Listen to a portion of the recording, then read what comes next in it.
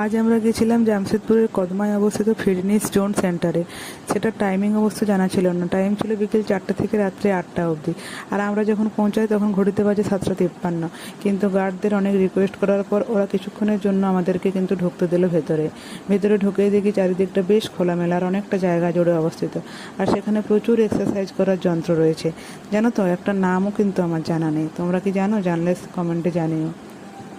এরপর বেশি দেরি না করে ঝটপট গিয়ে আমি উঠে পড়লাম সাইকেলিং করার মতো একটা যন্ত্রে।